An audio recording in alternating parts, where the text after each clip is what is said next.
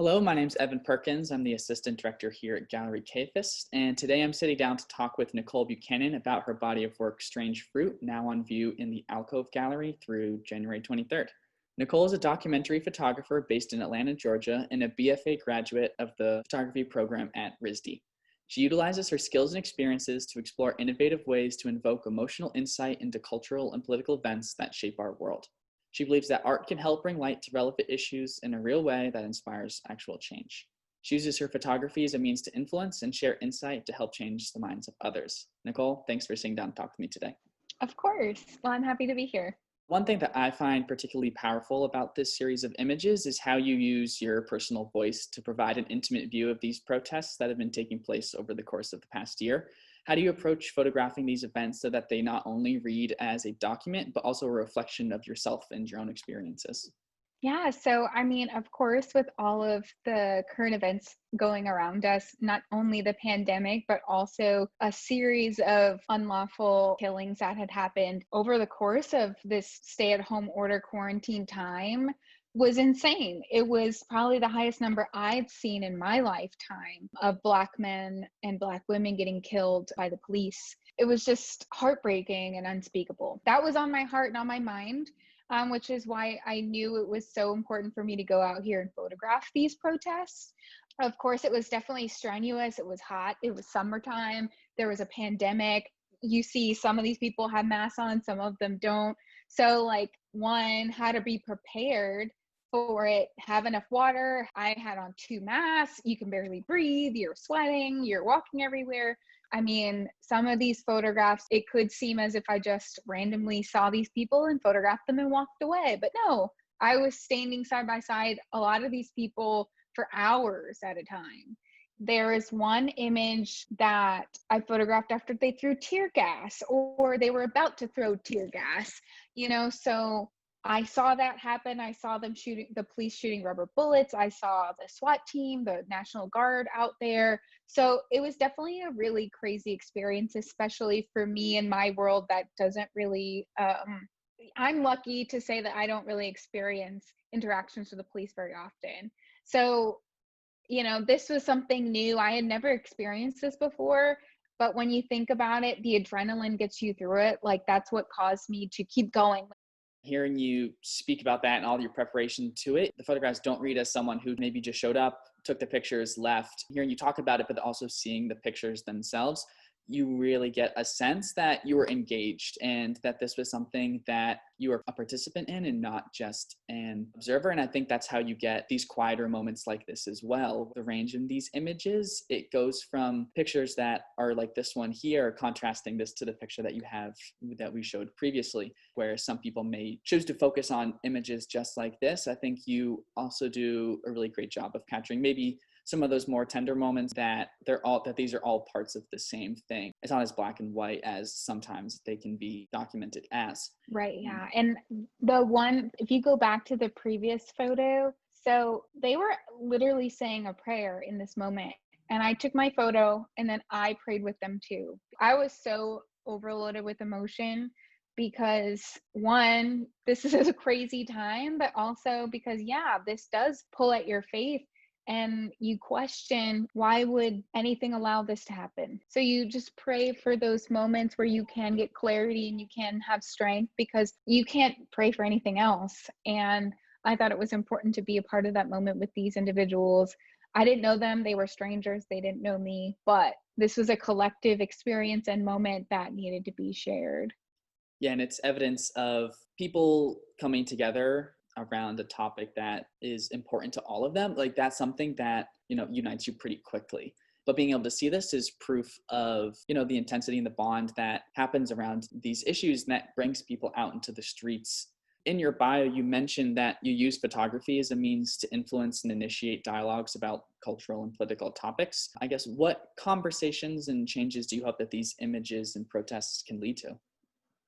Well, one thing is I hope to show, the level of police presence that were at these protests.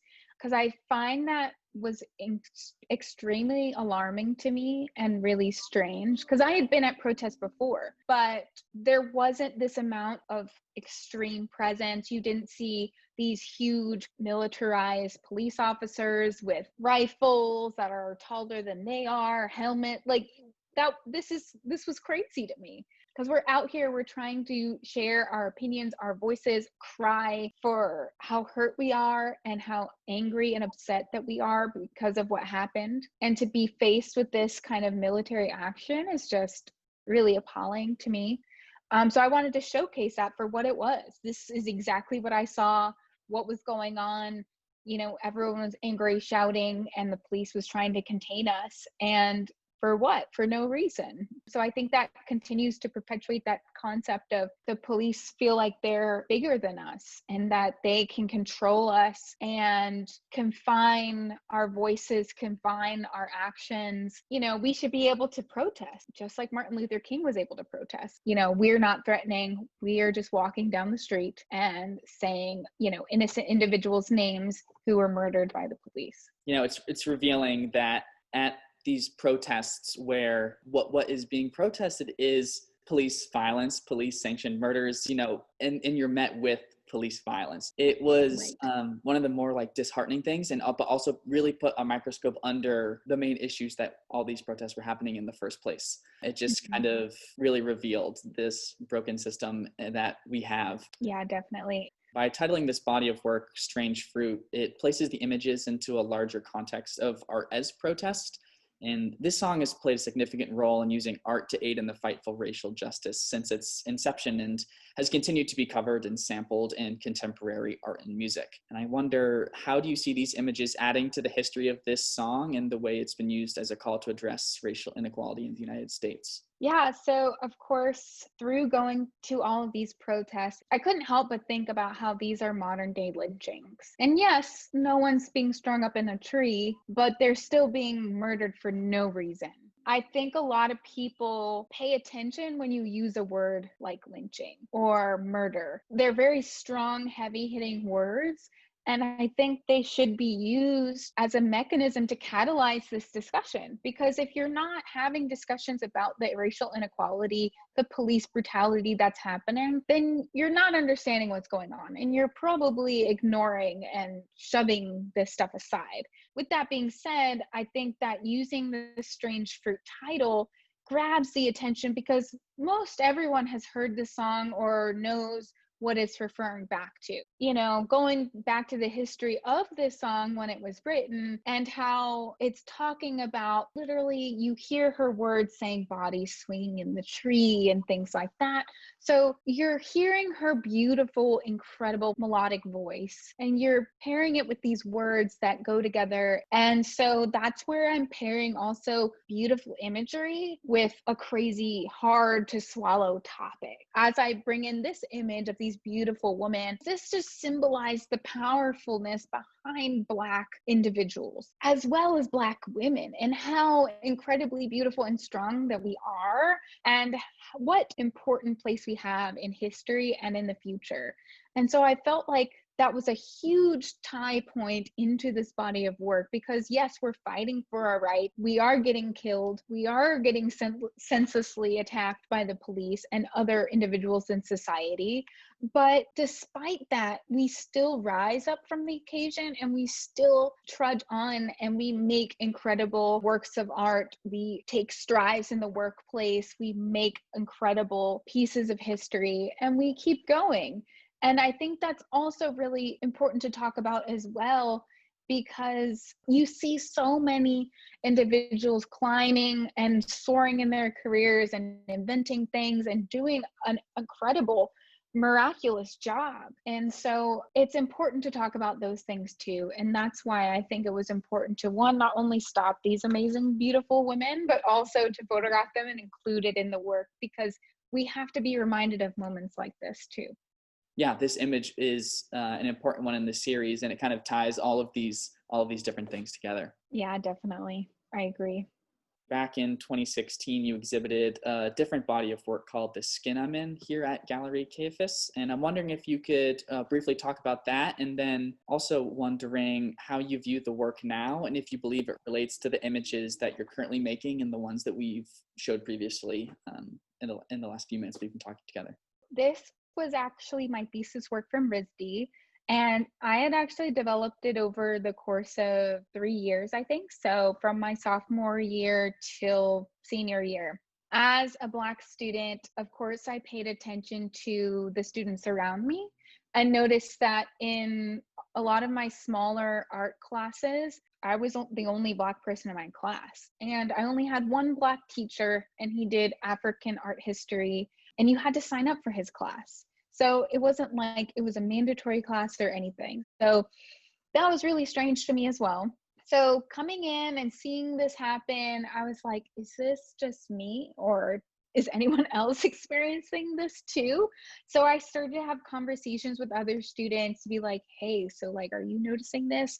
Or, pointing out that we would get excited when we see another Black student walk across the campus, because we're like, oh, we didn't know you existed. Where have you been hiding? And of course I'm joking, but like that was seriously how we would act when we would see this, when this would happen. So after starting to realize it wasn't just me, because even coming from Atlanta, which we think about it, Georgia being a pretty large population of Black people here, just in general. And even though I went to a private white institution here from 1st to 12th grade, I still had a good collection of Black students around me. And I had several Black teachers. However, now it wasn't enough, but I had more than I experienced when I went to RISD. So coming to RISD was kind of a cultural shock to me, honestly. And so I wanted to kind of discover that and see how other people are experiencing it. So I actually started by photographing the students in their dorm rooms, in other spaces around campus, in their studio spaces, with their work, just trying to figure out a best way to showcase them. So once I kind of developed through that, I even got to a stage where I started to learn about this slave history at Brown University, which was up the hill. If you don't know, John Brown was the largest slaveholder in Rhode Island. A lot of people don't even know that slavery existed in New England. Like a lot of people think about, oh, it was the South kind of thing, and then everyone fled to the North and it was cool. But no, because there was a lot of ports in the area. Of course, like New England is a huge port, so a lot of trade was coming in. So that's where, that kind of originated. So I started photographing some of the students on the property, like near the John Brown, like his house where he lived, on other parts of the campus, because again, this is property owned by a school that was built by slaves. Their blood's in the soil. Like that had a whole lot of meaning and weight to me. So then I decided, well, I was taking a studio art class, a studio lighting class. And so I was like, oh, well, let me try a swing at studio lighting and see what that comes up with. And so I started to light them in different ways, but then I kind of landed on just using one huge octabank on one strobe and have a Black background, because I didn't want anything to distract you from them staring at you. And I wanted them to be emerging from the shadow.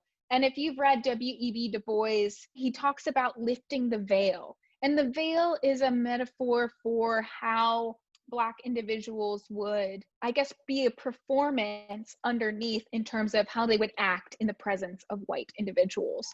So the veil, lifting the veil, was showing who they really were, coming out of this like presence of prejudice and racism that existed at the time and still does to this day. So I kind of wanted to tie that in because I did a lot of reading about him in high school as well in college. And then I also volunteered at the Fisk University Library and their art gallery that has a huge tie to W.E.B. Du Bois, because he went there when he was in college and he taught there as well. So he has a huge presence at Fisk University as well. And so, just weaving all of the history that I've learned through my career into this work, because it's all tied together and all comes, when you look at this image, because yes, there are little tiny hints of like what makes her unique versus what somebody else does. But it also points a finger at like Louis Agassiz slave daguerreotypes.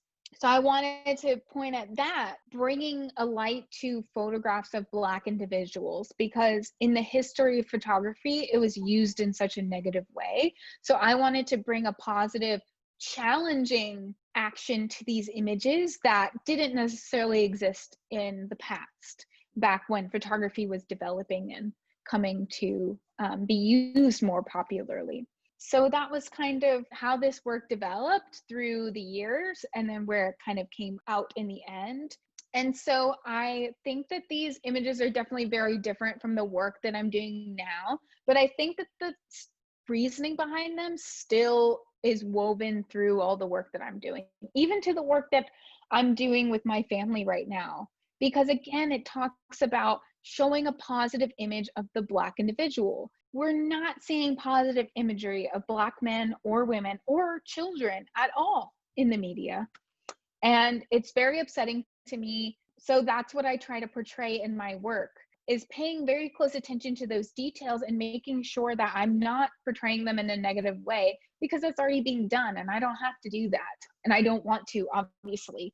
That's a huge part of the work that I make, whether it's this in a studio or it's out on the street on a protest or it's at home photographing my family.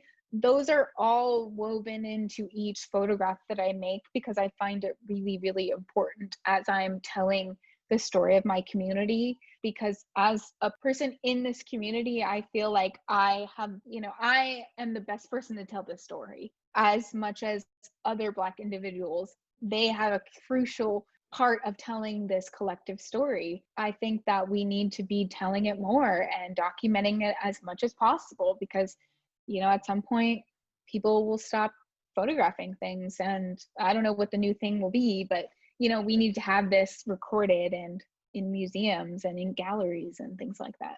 Well, thank you so much for sitting down and talking with me today. This show is up until the 23rd of January. I know we're not going to be able to do a lot for the holiday seasons this year, so it's the perfect opportunity to come in and see some of your work.